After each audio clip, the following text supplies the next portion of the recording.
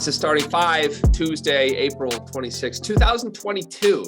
By the way, last time I titled the video 2021, I don't know what planet I'm on. But our good friend Terrence James, whose birthday it is today, happy birthday, TJ, shouted out that I got that wrong. So this time, TJ, when you're watching, if you're watching, hopefully you'll be proud of me that I updated the year in your honor, my friend. Cart, again, another travel day for you. You're back from Baltimore visiting, said Terrence James. Did you have a great trip to Baltimore? I did. It was a good time. It was my first surprise type endeavor. So I think I did pretty well because it's kind of hard to be 6'7" and surprise people. But I'm back. I got a globe in my background for the show now. I feel like that changes the whole energy of the starting five. Like anyone who's seeing that be like, wow, he has a nice globe behind him. Pause. I don't know about that. But yeah, I'm feeling real good. Work on how you explain the globe thing. But other than that, you're okay. I didn't realize that your trip was a surprise. It surprised me when Ace started sending the pictures. I thought they were throwbacks. So you must have surprised everybody. Hey, sneaky leak. Sneaky athletic? It's very sneaky athletic. Sneaky surprise. All right. While you were gone, we missed a few big pieces of news in college basketball. We'll touch on all those today, and then we have to talk about the man who just got swept. Some are calling him Linguini Austin Day. We'll save that for fifth. First, though, Carter, Jay Wright is gone. He surprise retired last week. Talk about surprises. The most handsome man in college basketball is gone. Yeah, I think for starters, the surprise retirement thing is the way to go. Yes, this is how you go out. Jay Wright, the Inklings were there. He had told his team, it leaked out. That's the reason why it, is a surprise to everybody else. But this way of going out compared to Coach K's retirement tour, farewell tour, 1,000 times better. Do you not agree with that? I don't know that I do. I respect Jay Wright a lot more. If we're just talking about what's the better person move, I guess I agree with just keeping things under wraps and not making it all about you. But if you're an icon, you're an icon. You know what I mean? There's levels to this shit. The same way in music, I don't always agree with the way that Drake does things, but he's Drake.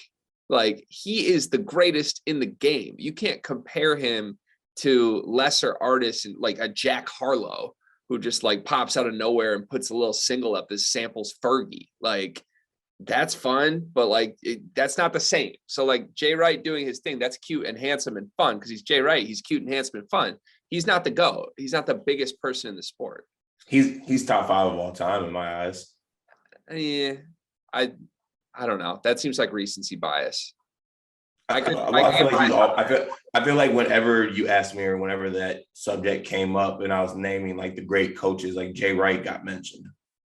Jay Wright's a guy I would want to play for. He's a guy that I never wanted to play against his teams. He's one of the best coaches from my lifetime. But when you get into that top 5 category, you're talking John Wooden, Coach K, maybe Roy Williams.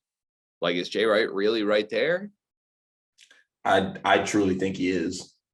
I mean, he had 2 titles, so it's not like you can run off those, but I don't know. He just had titles, Finals Four. He didn't have a bunch of runs besides Big that. East domination. It's the big suits always clean. Doing it with guys with so much grit and leadership. I mean, it was inspirational. He did try to drop a hint at the Final Four in his final press conference. Did you see the clip?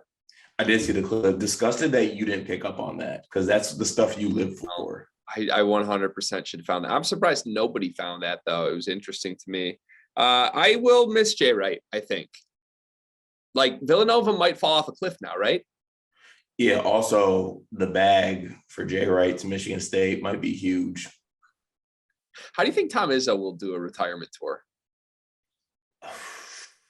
He seems I can see both ways. He seems like the guy who would just do it on a whim out of nowhere, but he also seems like the guy who wants to milk in all the attention. I for some reason, I'm leaning more towards Vontae Davis, retiring from the NFL type style. At the post game, she's I'm through. I'm done. Oh yeah, like it's an emotional like tirade retirement. Like this last game was the one. Like this last game was the last straw for me. I can't do this anymore. Yeah. I will be retiring soon or effectively, something like that. But it's gonna be weird to not see Jay Wright like on the sideline for Villanova.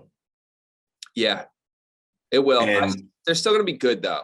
Kyle, yeah, no, they'll still be good, but like just color me just kind of just naive to the whole Villanova coaching tree and like who Villanova this Neptune guy. That was my first time hearing about him personally. I understand that he's from the Villanova kind of coaching tree and was able to look up some of the things he did with Fordham. So I'm sure like the Nova culture is still going to be very prevalent and something that's not going to go away.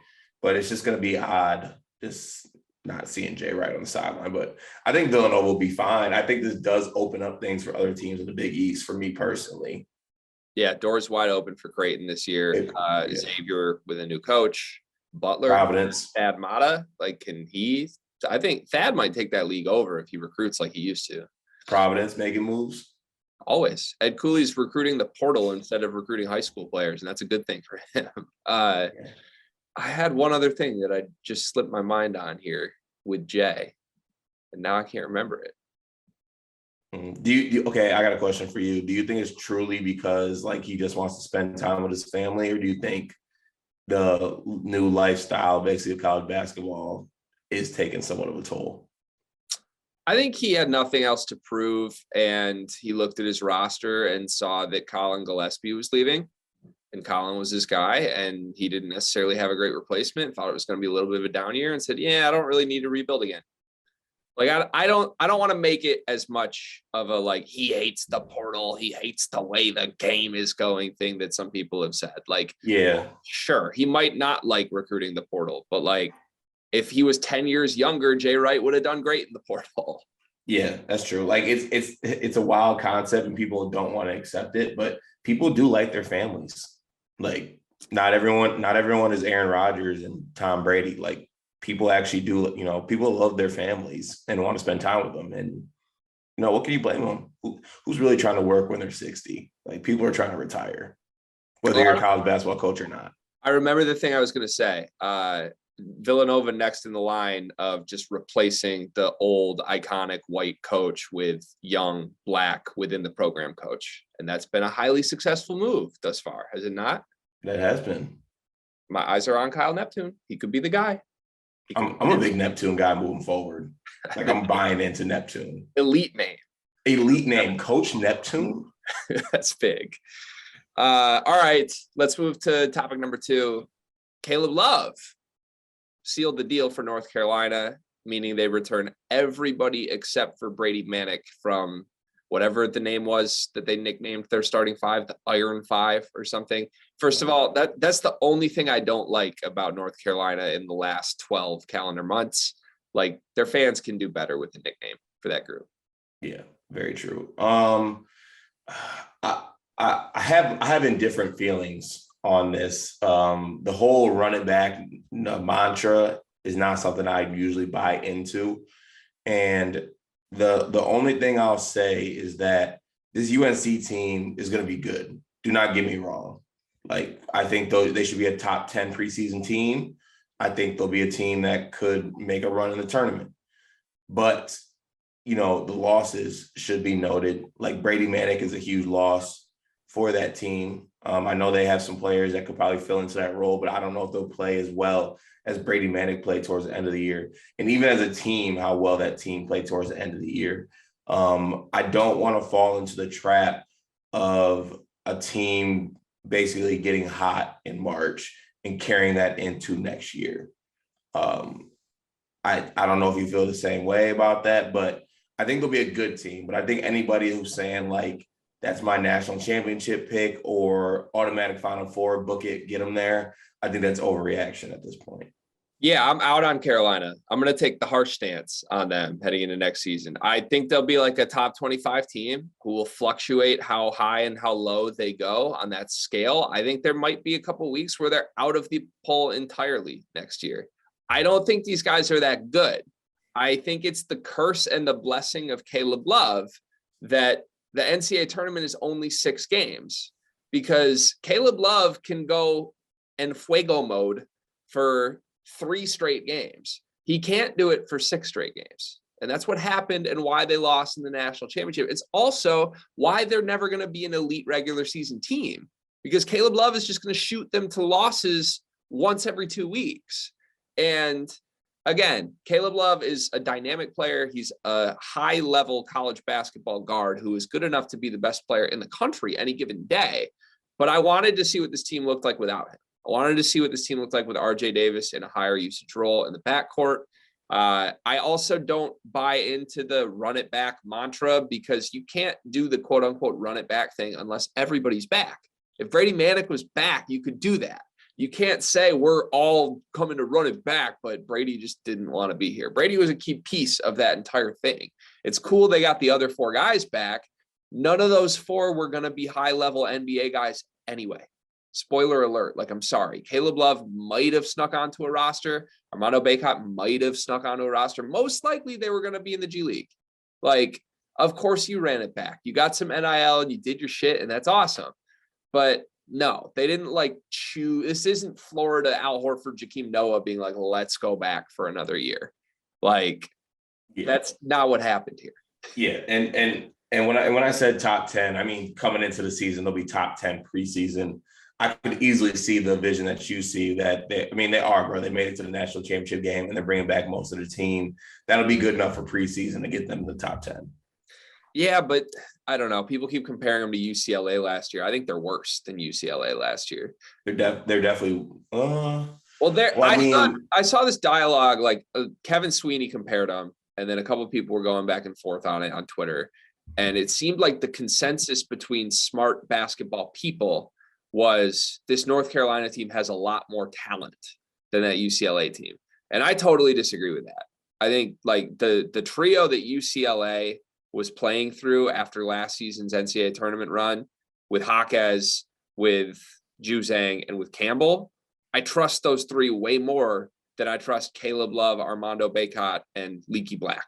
Like, or if you want to say RJ Davis instead of Leaky Black, like, and UCLA added to their roster, right? They added some bigs. They had a couple 5-star recruits coming in. Like, what's North Carolina adding to this group of 4 next year?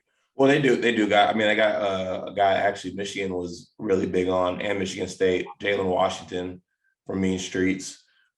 He's a fringe 5-star guy, I believe, correctly. I haven't looked at the latest rankings, but he's a really good player. But not the Brady Manick loss is big. I mean, getting back Leaky, getting back Caleb Love, getting back Armando, those are good pieces, but there are pieces lost. They lost Dawson Garcia as well, which was expected at this point. They didn't have him all that for the end of last year. I'm not buying into the, like, this is when I'm picking 4 teams that I think could make a Final Four, North Carolina is not going to be in there for me. I'm going to be on fade UNC all year. This is a team that lost to Pitt a month before. Were we not on fade UNC all last year? Well, no, we swung smartly in the NCAA tournament. Once that Baylor game happened, you and I were like, oh, shit, this team has the juice. And we rode them to some betting wins. But no, this team lost to Pitt with a month to go before the season when they were on the bubble. They're not that good. They got hot at the right time, and they bring everybody back except for their best shooter, and we'll see what happens. I do want to say this, though. If they are really, really good, I want to get this going. Star Heels. Star Heels. Star Heels. That's the nickname for this team if they're really, really good next year. And you just had the audacity to get on the fan base or calling them the Iron. Star Heels is better than the Iron 5. Come on. I honestly might take Iron 5 over Star Heels. Star Heels is great. You're pouty this morning. Come on. No, like, because I'm picturing like their logo, like the Tar Heel logo, like some little stars around it. Like, that's trash. Get your coffee. Come back. Let's do intermission here. That was good. All right, Michigan, the Wolverines. Hunter Dickinson is back. That's the biggest piece of news here. There's a lot of different ways that we could talk Michigan right now. I proposed doing 3 straight Michigan segments. You didn't like that idea, so we're going to lump them all into one. Basically, Hunter Dickinson's back. Terrence Shannon is still actively trolling everyone. Mac Irvin Fire head coach tweeted that he committed, And then he instantly said he didn't commit. Nobody knows where it stands. It sounds like it's an NIL bidding war. Musa and Caleb Houston let the deadline pass without saying shit. And then now they're both declared for the NBA draft with the door open that they could return to school. All in all, this is the best offseason Michigan could have had so far. Like, they got their star back. They're leading for one of the best transfers in the portal. And their other two NBA guys did not close the door on a return. But there's so much up in the air, and it's just so damn annoying the way Michigan is handling all this from a PR perspective that I am having a hard time getting super excited about it. And I don't think you're happy with me for that, because you told me before we clicked record on this, you expected like some energy from me for this Michigan segment. I mean, it's hard for me to feel bad for you that you're getting back your All-American level center. Like you really want me to feel for you. And the fact that I mean, let's call it what it is. I think the Terrence Shannon thing is probably like 80%, 85% done to Michigan. There's just like, no, it's not. I flipped on this entirely. And again, What's going on? I'm going to be the bad guy here. And I'm happy to look stupid if it means Terrence Shannon ends up in Michigan. I don't think Terrence Shannon's going to end up in Michigan. Nobody else is saying that right now. All the quote unquote insiders are being all cagey and not dropping real tidbits of information and just keep like acting like it's almost a done deal, but there's some things to iron out. Like, here's what I know. Terrence Shannon is a troll. I said this last week. Him and his family are actively trolling. That fits well with your team. Your best player is a troll. There's nothing wrong with like baking in the glow and the popularity and the hype when you're a recruit with stuff like this. But where I get annoyed is when you like actively involve one specific fan base or players of a team like publicly, and you're just not committed to it. Like, Terrence Shannon is doing things on social media that he would do if he was a player on Michigan right now. Like, he's interacting with the players on the team publicly, intentionally. But then, and then his AAU coach says, "Oh, he's going to Michigan." He's instantly, "No, I'm not. That's cap." Like, it feels like he's doing this to draw attention to himself. And I heard a rumor behind the scenes, not going to name a source, but I heard the rumor that this is just a bidding war, that it's coming down to what number can you get from an NIL perspective. Michigan clearly got Hunter Dickinson a big prize package with that, and they've kept it under wraps. They're not going the Miami, Florida route of here's $800,000 we paid Nigel Pack, but I'm sure they made Terrence Shannon an offer at the steakhouse that Jet Howard posted a picture of, and Terrence Shannon didn't take that offer yet. And now Terrence Shannon's going back to Lubbock to shop to Texas Tech. Can you beat this number?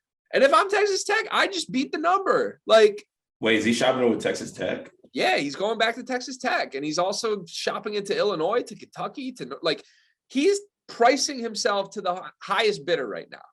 And Michigan's not going to be the highest bidder. I'll tell you that right now. They'll be involved, but they're not going to spend the most money out of these blue blood programs and or the school that already had Terrence Shannon.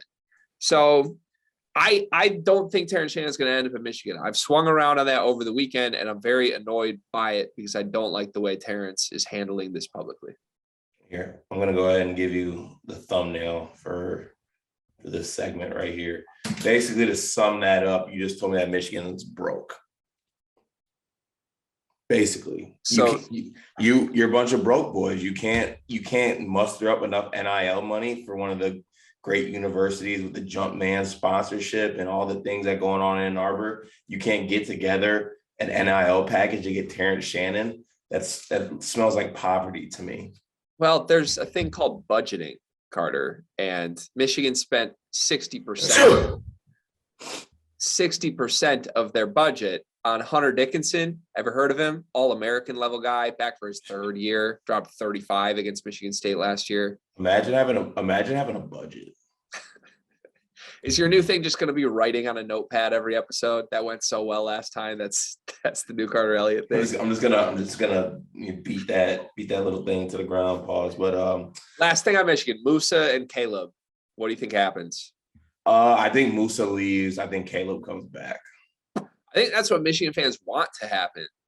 And again, I have a bad feeling in my stomach that that's just not going to be how it plays out. You think both of them leave? No, I think they both might be back.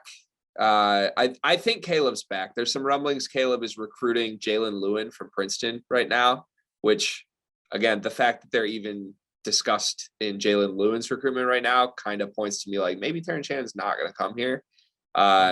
Also, I don't want Jalen Lewin on Michigan. He shot like 36% from the floor and sub 30% from three for 2 seasons. I don't want him. He had one good year, and I don't trust that. I think Jalen Lewin is better than Mike Smith. If we're going the route of Ivy League transfers. I watched a bunch of Jalen Lewin tape last night, and he reminds me of a smaller Dwayne Washington with foot speed problems. That ain't going to work in the Big Ten. I could be wrong, but like he's going to be a 2, an undersized 2, who was struggling to get his shot off at the Ivy League level on the tape that I saw. You want to know how it's easier to get your shot off at that level on a Michigan team? Open shots, because you're having an All-American center. And Michigan has that, my friend. I guess very last thing with Hunter. Are you afraid of Hunter as a Michigan State fan? Like how do you receive this news? Are you like, damn it? No, actually. I think this. Don't lie. Hunter, you're looking like you're lying right now. You're squinting. No. I'm trying to see how I want to put this, because the thought in my head is exactly what I'm trying to portray, but I just want to make sure it comes across the correct way through the microphone waves here. I think he's literally just coming back just to be back and say he's coming back. I don't think like Hunter's like coming back with a mission to like win or be a legend or be like take his team to a Final Four. I think he just wants to be back. I think he wanted a really dope graphic that says I'm back. I think he wanted the money that he gets from NIL, because it's going to be more than he's going to get from any two-way deal or G League deal at the next level. He just wants to be the center of attention and be that guy and be Hunter Dickinson. And this whole mantra, you can't do that for me. It's not how it works. I mean, that's what I hear right now. How's that bitter? Because look, there's nothing wrong with what you said. First of all, like I don't think, and people can say it the way a school's PR teams portray the message, can twist it into we're coming back to win a title. Like no player knows if they're coming back to win a title. Like you think the UNC guys who are back, run it back, are really back to win a title? No, they're back because they're getting some change in their pockets, and they didn't have NBA futures.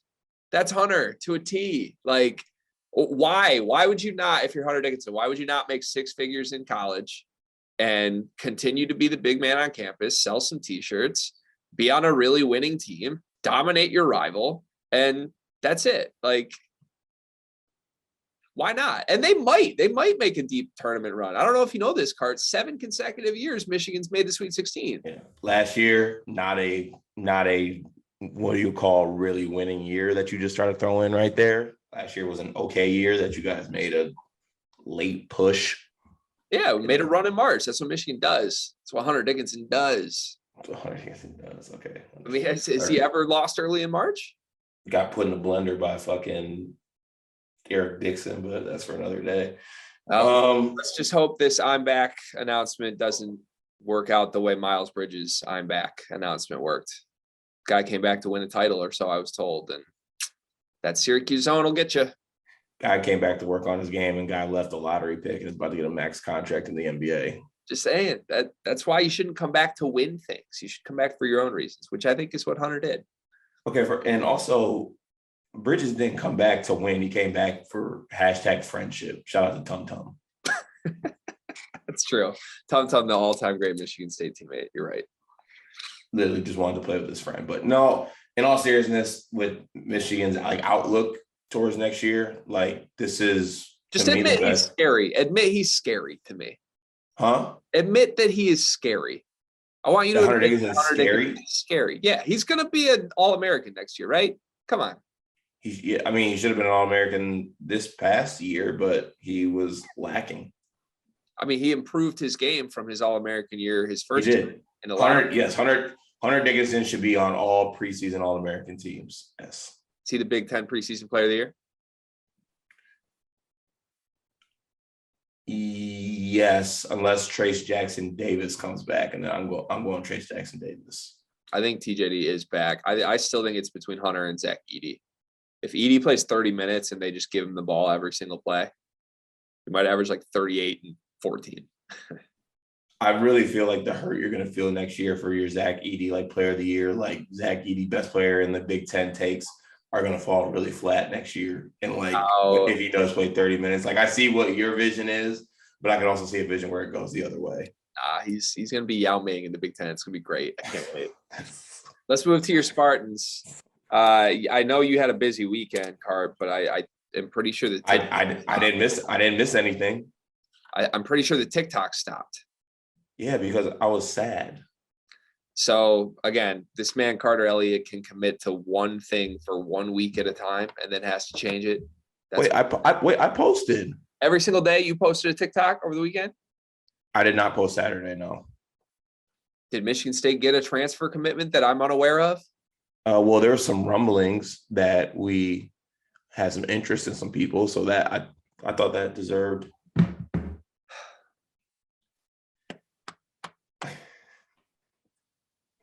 Listen, man, no one wants to see Micah Parrish. Yeah. Be a future Spartan. So let me talk about this. It's real quick. The Michigan State segment can be extremely quick because we now have interest in one singular player. We have interest in Oakland's fourth best player this past season, Micah Parrish. Could definitely give us some minutes on the wing. Not something that's going to flip me to be like excited or happy, but it's good to see that at least we're going for warm bodies and trying to give out some scholarships at least. So I guess that's a positive. I don't think Micah Parish is very good. I guess I'll just give my eval on that. He is a body, correct. I don't think Michigan State fans should like give Tom Izzo kudos if he lands Micah Parish at this point in the transfer portal. He's not like there's so many players in the portal. Micah Parish probably isn't a top 500 player in it, right? Like, let's talk about our own team. I'd rather play Pierre Brooks than Micah Parish. So I disagree there. I think Pierre Brooks is. I'm gonna refrain from words on what I think Pierre Brooks is. He's fine. He's a body, but Micah Parish at least has like done things at a college level, even if it's at Oakland. I don't think Pierre Brooks would average 12 at Oakland. I think Pierre Brooks would average 12 at Oakland. No, I don't. If Pierre Brooks isn't playing on a team where he shoots 45 times a game that his dad coaches, he is not really a great offensive option. Also, that was at the 7th most competitive level in high school basketball. Really, the levels of high school basketball competitively are hurting Michigan State. Max Christie, Pierre Brooks, like, not great. It's kind of like when the NBA people point back and they're like, they did that against accountants or whatever they call it. Like, that's kind of, you got to take that with a grain of salt. But anyways, back to Micah Parish. I think like if you get Micah Parish, by the time he leaves Michigan State, he could be like a solid contributing role player. Like, I think he's a guy you can plug into the Michigan State system and he's not going to need the ball in his hands. But if the ball ends up in his hands, like for an open shot, I don't think you're upset about it. He can probably guard some people. He has like Austin Thornton type beat by his time he leaves. I'm trying to think, or like Kyle Ahrens. Kyle Ahrens, maybe. Like, which is fine, right? Like, as long as he makes shots. I don't know. The larger problem here is that even if you get Micah Parish, who else are they recruiting in the portal cart? Because that's one of 4 open scholarships. Nobody. And we're not getting a center, by the way. Definitively? Yeah, we're not. You think we're not? I asked that again. Is that the breaking point for Michigan State fans? That's the breaking. Speaking for this fan personally, that is the breaking point for me. That is malpractice. That is self-sabotage. That is basically looking at. I'm trying to think. Like, you know, when you're a toddler and you got like that you got the stove, right? And if it's the gas stove, it lights up red, and you touch it because you don't really know it's hot yet. That's exactly what we're doing. So we're burning ourselves. We don't care. Like, we're literally identifying that this is an issue and that we should, maybe we should address it. But we're like, fuck it, and burning ourselves. Why you would want to go into the next season not putting yourself in the best position to win just is going to keep me up at night. I'm really sick of carrying ourselves like we're Northwestern, like we can't get people. Why are we doing that? Are we finished? Are we toast? Is Michigan State not fun to play at? Tom Izzo's toast. That's my answer. And I've hinted at it. I've kind of said it, and people have told me I'm being reactionary. I'm the red flag guy. I'm the asshole rival fan. Tom Izzo is toast. Like, and by toast, I mean he can continue finishing between 5th and 8th in the Big Ten and making the NCAA tournament every single year and losing in either the first or second round every single year. That's what's going to happen for the remainder of Tom Izzo's tenure. It is not all that different than the way Mark D'Antonio's tenure ended on the football field. And look, I was on the opposite side of this with football. I was adamant that if you fire Mark D'Antonio, horrible things will happen. You can't fire a guy with that level of success. It's not that easy to just bring someone in and replace them and keep the mojo of the program where it needs to be. I said they couldn't do it. And then they hire a dude who had 0 track record of success, Cart, as a head coach, 0. He was horrible at Colorado. And he's God's gift to East Lansing. Oh, wow. Wow, we are getting a Greg Meltucker endorsement. God's gift to East Lansing. Learn from the lesson, right? Like, thank you, Tom Izzo, for everything you've done. You're going to get a statue at the university. Let's just hope it doesn't turn out like Bo Schembechler's statue someday. There's still some things we need to make sure. But the bottom line is the guy's an icon. He was great for 2 decades. The whole every 4-year player makes a Final Four thing ended 7 years ago. And ever since, it's been different. Like it also didn't end 7 years ago. It did. You love to forget that we made the Final Four in 2019. It ended prior to Cassius Winston's tenure. Do you love to forget that we made the Final Four in 2019? Keith Appling didn't make a Final Four. Okay. That's when it ended. That might be more than 7 years ago. And then since there, again, this is what you're doing. I'm telling you, you don't want to admit it. At some point in the next 3 years, you'll just admit I was right all along. You are doing this, taking your hat. What? You're hanging your hat. You are hanging your hat on a Final Four that Cassius Winston got you. I'm not hanging my hat on that. You are letting that cover up. No. Stop. Here's what we're gonna do. I do agree that in these past 2 seasons, it has not been good. Okay, that's not objective. That's actually a fact. Okay, that means it is objective. Huh?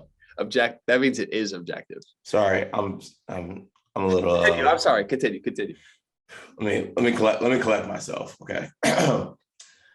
What I'm saying is that this year to me was like the maker. Like this is the year that was make or break for me. Like I didn't want it to get to this point where like I'm forced to basically want to force Izzo out because I don't think that's how he should go out. That's not how he deserves to go out.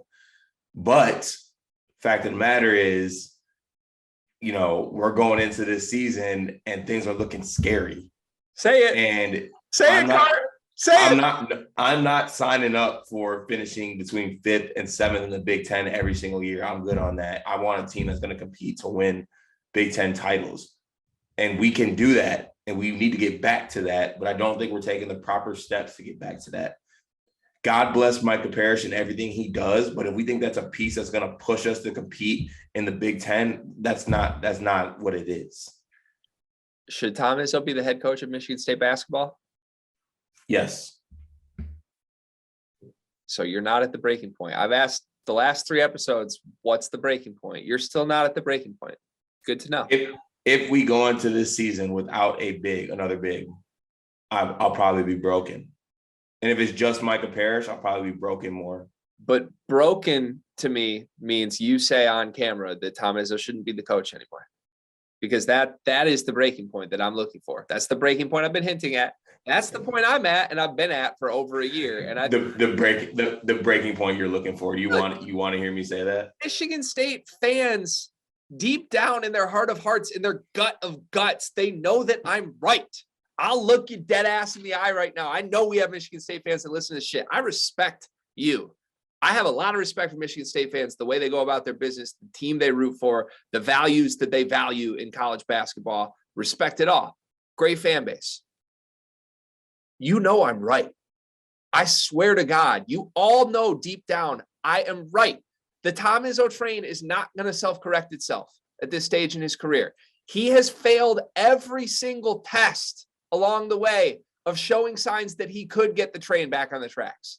He's straight up not recruiting the portal. He's straight up leaving scholarships open. This is not the first year he's done this. It's not. And if you keep signing up for this over and over and over and over and over again, you're going to get at best the results you just got this last season. That's the truth. And Michigan State fans know I'm right deep down. That's the thing. They don't want to admit it because they're as stubborn as their head coach is. Hey, I resent that. One day, you are going to reach a breaking point. You, Carter Elliott, and you, everyone at home listening to this, is going to reach a breaking point on Tom Izzo. And I think we're less than a year away from that because he's not going to sign a center. And I can't believe you just called me stubborn. The Michigan State fan base as a whole is stubborn with how they. So are you. You're the most stubborn person I know. Listen, you've gotten combative to me on the last few episodes, my friend. You be combative to it, Micah. That's why I'm just wondering where the breaking point is, because it looks to me, my friend, as someone who loves you, Cart, it looks to me like you're at the breaking point. You just won't say the words that everyone should be saying. Yeah, well, unfortunately, you know how I wrote broke on my piece of paper? If I could fit the N at the end, that might have been a good segment to me being broken. But unfortunately, this piece of paper is not that big. But for real, though, in all seriousness, if the roster is at where it's at right now, the only reason I won't be broken is because our backcourt will be good. Otherwise, I would be completely broken.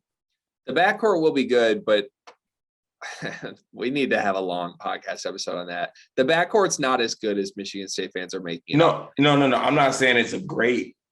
I'm saying it'll be a good backcourt. Like, I'm hearing some like AJ Hogarth's the best point guard in the Big Ten takes, and like, I love AJ Hogarth. You know, who are other point guards in the Big Ten? Just let me pause for a second. I have the answer, by the way, but again, I love AJ Hogarth. I campaigned for him to be the starter all last year. This guy came off the bench 28 games to Tyson Walker last year, and now he's the best point guard in the league. And again, even if he is that good, do you really trust your coach to make the most out of that right now? Really, in your heart of hearts, do you trust Tom Izzo to do that? He held him back. He got AJ Hogarth better. He held him back all season because he values Tyson Walker. What? Tyson Walker took his minutes, Cart.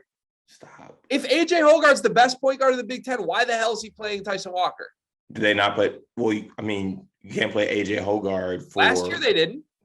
I'm saying you can't play AJ Hogarth for 30 minutes a game, and let's also not act like AJ Hogarth every single time he's on the floor was just playing out of his mind. He also was inconsistent. Oh, so you mean to tell me there's reasons AJ Hogarth probably isn't the best point guard in the Big Ten?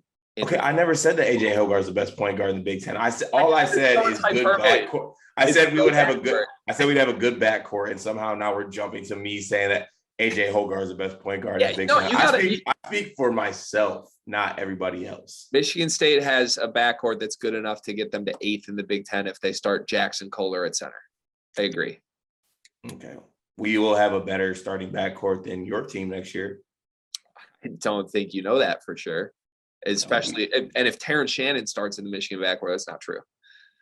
That is true. So, by the way, the best guard in the conference next year, no one wants to say it, but it's Xavier Johnson, Indiana. He averaged 17 and 7 over the final month of the season on like 50 and 45%. He's the reason Indiana went on a crazy run. So he's inconsistent. I really think it's funny that you are getting on me for my backcourt comments while your whole season and your whole backcourt excitement is riding on a guy who averaged 3 points last year? I don't have any backcourt excitement. Oh, you don't love Frankie Collins? I love Frankie Collins. Have you ever heard me say that Michigan backcourt is going to be good? No. Yeah. No. Yes, I actually have. I heard the Frankie, Doug McDaniel, add Terrence Shannon to that. From you. No. I like Frankie and I like Doug. I'm terrified of the Michigan backcourt. 100%. They make no sense next to Hunter Dickinson too. I talked about that in my video. By the way, watch the video. I broke down Hunter Dickinson's return in depth. And I also called Terrace Reed Efton Reed in that video. So I should stop doing videos past midnight. No one is gonna fear Arch State Eddie Curry. Let's get to the final topic here. Kevin Durant got swept 3 days after you betting me your dog that the Nets would win the series down 0-2. And 3 days after you calling Kevin Durant the most skilled basketball player of all time. And 3 days after you calling Kevin Durant the best scorer of all time. He got swept by Jason Tatum. Mm-hmm. Any statements from Elliott Enterprises here? My sentiments do not change. I still think that Kevin Durant is the most skilled basketball player of all time, is the best scorer of all time. I can't reason with you anymore. What's the justification for the way he played the series then? I mean, I'm not gonna lie, that agenda to mine did take somewhat of a hit just because of some of his late game antics and also his I don't even know. I think you used the word of him looking disinterested, like he didn't want to be there. And it seemed like that's how it was at certain points. But let's not kid ourselves. This is a guy who, and I mean, shit, in the last game by itself put up 36, 37 points. Already shot 12 for 35 or whatever from the field. Okay, well, I mean, a couple of those last shots, he was kind of just jacking up. I mean, they were down. This is a man, if you go game by game through the series, I don't even know how you can get yourself as a self-respecting, respectable human being, by the way. I don't know how you can utter the words you keep saying about Kevin Durant in light of the performances he did. It makes me question. Well, I also don't understand why people are using so much. It's recency bias. We're gonna hang this whole thing on this 4-game series, and then people want to bring up no. You want to bring up the Warriors like he's not the best player. He wasn't the best player on that team. I'm not doing this. It's ridiculous. Best scorer of all time means you have to compare yourself to the best scorers of all time.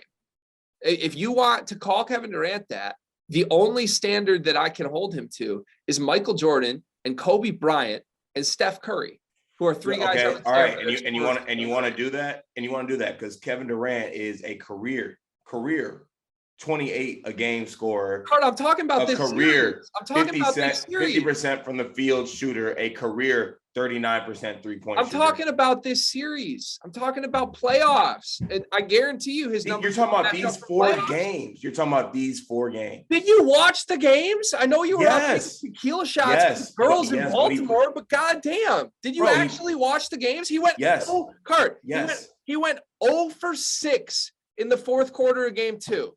He didn't shoot in the final 11 minutes of game 3. I got it.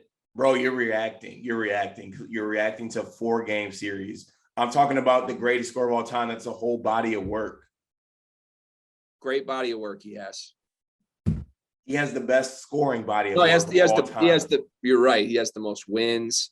He has the most what did I say? I said scoring, putting the ball in the hoop. I mean, he's been so good at that in the playoffs his entire career. You're ridiculous. The recency bias off one series. What's recency, Cart? His scoring has never led to playoff success on any team he's ever been on, except for the team that went 73-9 the year before he signed. They literally were a more successful team with Harrison Barnes in his role. What are we doing? His scoring's never led to success ever. Not championship success. And if you're calling him the best guy ever, you compare him to guys whose scoring led to championships. That's the point. I'm just me saying he's not Michael Jordan or Kobe Bryant or Steph Curry level scorer. To me, is not slanderous. He's so much of a better scorer. The KD hate is absolutely wild to me. I get where you're coming from. I get what you're saying, but I honestly just don't. He's so much of a better scorer than who? What is that reason? Half the guys you just named, he's a way better scorer than Kobe Bryant. Are you fucking kidding me? Look at the percentages. Dude. Stop, bro. Stop, for real.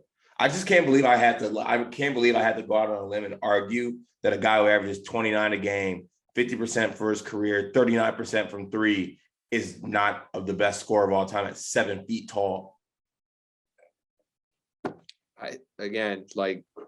If we're rewarding measurements as who's the greatest scorer, it's part of scoring is that he's able to be that size and score at the level he does. You're right. Kobe just wasn't that good of a scorer ever. You're right. Durant's not that good of a scorer. It's just ridiculous. Let's just end the shit. These episodes are too combative. I need like a 2-week break. Enjoy your work day. Thanks for watching. We'll see y'all.